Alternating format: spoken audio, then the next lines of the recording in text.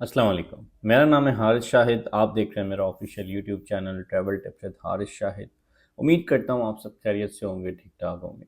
आज हम बात करने जा रहे हैं स्पेन के हवाले से। अगर तो आप यूरोप में सेटल होना चाहते हैं, अपनी फैमिली के साथ मूव होना चाहते हैं, तो 2026 में सबसे ईजीएस्ट कंट्री और सबसे आसान कंट्री सेटलमेंट के हवाले से वो यूरोप का कंट्री स्पेन है। स्पेन में आप किस तरीके से जा सकते हैं, कौन सा लीगल रास्ता है, कितने पैसे आपके खर्च होंगे, प्रोसेसिंग टाइम कितना है, डॉक्यूमेंट्स क्या क्या चाहिए।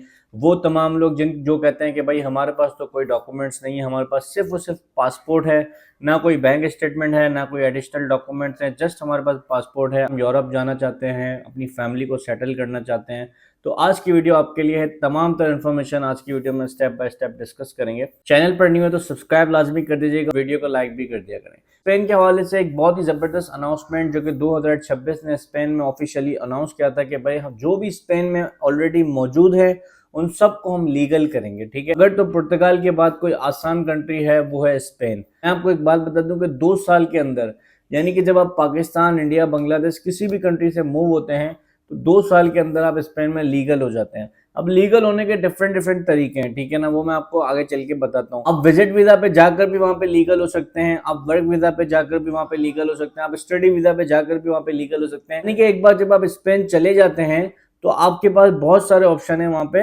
लीगल होने के। आपको पेपर्स मिल जाते हैं विद इन 2 इयर्स। उसके बाद आप परमानेंट रेजिडेंसी के लिए, पीआर के लिए अप्लाई कर सकते हैं। विद इन 10 to 12 ईयर्स के अंदर आपको स्पेनिश पासपोर्ट मिल जाता है, स्पेनिश नेशनलिटी मिल जाती है। सबसे पहले हम बात कर लेते हैं वो लोग जिनके पास ऑलरेडी डॉक्यूमेंट्स मौजूद हैं, यानी कि जिनके पास पासपोर्ट है, या तो आपका कोई बिजनेस है या तो आप सैलरीड पर्सन है, लेकिन आपके पास बैंक स्टेटमेंट है, यानी कि आपका अकाउंट मेंटेन हो रहा है जिसमें क्लोजिंग बैलेंस कम से कम 10 से 12 लाख रुपए आपकी क्लोजिंग बैलेंस मौजूद है। इसके साथ साथ आपके पास रनिंग स्टेटमेंट है। रनिंग स्टेटमेंट होने से आपकी फाइनेंशियल वेल्थ का पता चलता है कि आप फाइनेंशियली कितने स्टेबल हैं पाकिस्तान में। क्योंकि जो भी आप वीजा अप्लाई करते हैं, विजिट वीजा के लिए ये चीज लाजमी प्रूफ करना होता है कि आप टाइमली पाकिस्तान वापस आ जाएंगे। आप किसी भी कंट्री में जा रहे हैं, सिर्फ शॉर्ट पीरियड के लिए जा रहे हैं, तो वापस पाकिस्तान आ जाएंगे, ये चीज प्रूफ कर देते हैं तो आपको विजिट वीजा मिल जाता है। तो विजिट वीजा अप्लाई करने के लिए आपको कुछ डॉक्यूमेंट्स चाहिए होते हैं, जिसमें लास्ट 6 मंथ की बैंक स्टेटमेंट होती है, 2 साल के आपके टैक्स रिटर्न अटैच होते हैं, आपकी ट्रैवल आइटनरी बनती है, फ्लाइट की डमी टिकट लगती है, होटल कंफर्मेशन लगती है।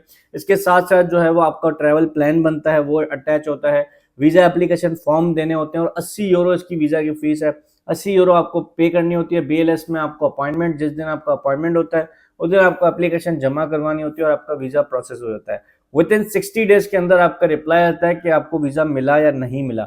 मोस्ट ऑफ द केसेस में जिनके पास थोड़ी बहुत ट्रैवल हिस्ट्री होती है, जिनके सारे डॉक्यूमेंट्स क्लियर होते हैं, ठीक है, जिनके डॉक्यूमेंट्स क्लियर होते हैं, जो ये चीज प्रूफ कर देते हैं कि हम पाकिस्तान आ जाएंगे, उनको 100% वीजा मिल जाता है। बात रही जिनके डॉक्यूमेंट्स अनक्लियर होते हैं, बैंक स्टेटमेंट सही से मेंटेन नहीं होती, टैक्स रिटर्न कंप्लीट नहीं होते, या कोई ऐसी चीज रह जाती है जिस वजह से वीजा रिजेक्ट हो जाता है।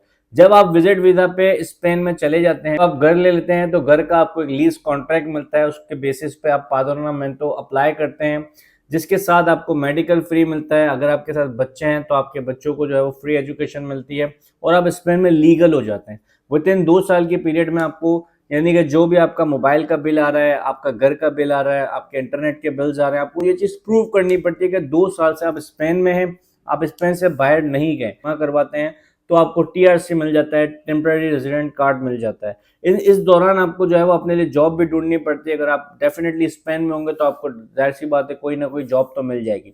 जो एम्प्लॉयर होता है वो आपको जॉब कॉन्ट्रैक्ट देता है, वो कॉन्ट्रैक्ट भी आपको साथ में अटैच करना पड़ता है और ये बहुत ही आसान तरीका है लीगल होने का। मोस्ट ऑफ द केसेस में जितने भी पाकिस्तानी हमारे इस वक्त स्पेन में मौजूद हैं, 90% लोगों ने इसी तरीके से नेशनलिटी हासिल की है, 90% लोगों ने इसी तरीके से पेपर्स हासिल किए। अब बात कर लेते हैं उन लोगों की जिनके पास कोई डॉक्यूमेंट्स नहीं होते, जो कहते हैं कि भाई हमारे पास तो खाली पासपोर्ट है, हमें स्पेन जाना है। अब देखें, दो तरीके, एक तो लीगल तरीका है जो कि लीगल प्रोसेस में आपको बताता हूँ, और एक है इलीगल तरीका जो मैं कभी भी किसी को भी रिकमेंड नहीं करता, जो हमारे पाकिस्तानी भाई अक्सर करते हैं कि डंकी लगा के इलीगल रूट से जो है वो स्पेन जाना, जिसमें काफ़ी ज़्यादा जो है वो लोग रास्ते में ही जो है वो जिनकी मौत वाक़ई हो जाती है। तो भाई ये रास्ता ना हम कभी रिकमेंड करते हैं, ना मैं आपसे कहूँगा कि इस तरह के कभी रास्ते को फॉलो करें, ठीक है। हमेशा लीगल तरीके से जो है वो किसी भी कंट्री में जाना चाहते हैं तो लीगल तरीके से जाएं। तो आसान और लीगल वे है D type category. D type category क्या होता है? ये होता है वर्क परमिट का रास्ता। अब वर्क परमिट आपको कैसे मिलता है, देखिए आपके पास पासपोर्ट तो मौजूद है, बैंक स्टेटमेंट की इसमें कोई ज़रूरत नहीं होती। वर्क परमिट के लिए आपको कोई ना कोई काम आना चाहिए, जैसे कि आप वेटर हैं, आप क्लीनिंग का काम जानते हैं, आप डॉक्टर हैं, आप आईटी स्पेशलिस्ट हैं, आप कंस्ट्रक्शन के काम में मेसन है, कारपेंटर है, लकड़ी का काम जानते हैं, यानी वॉट एवर आपको काम आता है, आपने सिंपली अपने लिए जॉब अप्लाई करनी है। बहुत सारे ऑनलाइन पोर्टल्स मौजूद हैं जहाँ पर ऑनलाइन जॉब्स पोस्ट होती हैं, वहाँ पे जाके आपने अप्लाई करनी है। मैं कुछ ऑफिशियल लिंक्स डिस्क्रिप्शन में डाल दूंगा। जॉब अप्लाई करते हैं, आपको एक कॉन्ट्रैक्टर चाहिए होता है, यानी कि एम्प्लॉयर चाहिए होता है, जो वहाँ से आपको ऑफर लेटर देता है। ऑफर लेटर की बेसिस पे आपका वर्क परमिट प्रोसेस होता है, 2 साल का आपको वर्क परमिट मिलता है। जब आपका वर्क परमिट की कॉल आपके पास आ जाती है, एक ऑफर लेटर आता है, तो फिर आपको स्पेन में अपॉइंटमेंट लेना पड़ता है। बीएलएस की वेबसाइट पर जाके आपको वर्क वीजा के लिए अपॉइंटमेंट बुक करना पड़ता है। अपॉइंटमेंट के बाद आपका जो है वो एम्बेसी के थ्रू वर्क वीजा प्रोसेस होता है। प्रोसेस में कोई मुश्किल बात नहीं है, एक माइंडसेट बना हुआ है हमारा कि यार हमें जो है वो वर्क वीजा नहीं मिलेगा, हमें जाना है तो या तो विजिट वीजा मिल जाए तो मिल जाए, वरना जो है वो डंकी लगाओ, एजेंट को 50 लाख रुपए दो और चले जाओ। इस सोच से बाहर निकलना पड़ेगा आपको। बहुत आसान तरीके और भी बहुत सारे तरीके हैं जाने के, सिर्फ एक ये तरीका नहीं है कि आपने डंकी लगाई और आप जो है वो चले गए। तो भाई इस चीज़ से बाहर निकल के इजी तरीके जो अवेलेबल हैं, जो इजी लीगल रास्ते हैं, जिसमें से मैंने आपको बताया 2 रास्ते, एक तो विजिट वीज़ा का, सेकंड मैंने आपको बताया वर्क वीज़ा का। वर्क वीज़ा का रास्ता उन लोगों के लिए जो कहते हैं हमारे पास डॉक्यूमेंट्स नहीं है। वर्क वीज़ा की रिक्वायरमेंट की बात करें तो रिक्वायरमेंट में यह है कि जो भी काम आपको आता है उसका या कोई सर्टिफिकेट हो, या कोई डिप्लोमा हो, या कोई डिग्री हो, जिससे ये प्रूव हो जाए कि आपको ये काम आता है। 2026 में जो चाहता है लीगल होना, यूरोप में सेटल होना, तो भाई स्पेन से अच्छी चॉइस आपको इस वक्त नहीं मिलेगी। 2026 का बेस्ट कंट्री, बेस्ट रेजिडेंस के हवाले से अगर कोई कंट्री है तो वो भाई स्पेन है। स्पेन के हवाले से लाजमी अप्लाई करें।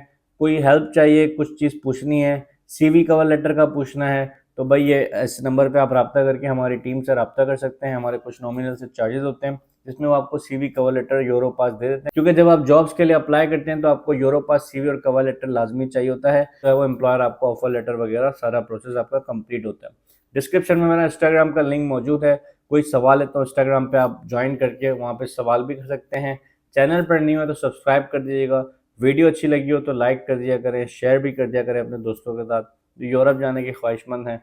मैं मिलूंगा आपसे अगली वीडियो में कुछ न्यू इन्फॉर्मेशन के साथ। मुझे दीजिएगा इजाज़त। Thank you so much. अल्लाह हाफ़िज़।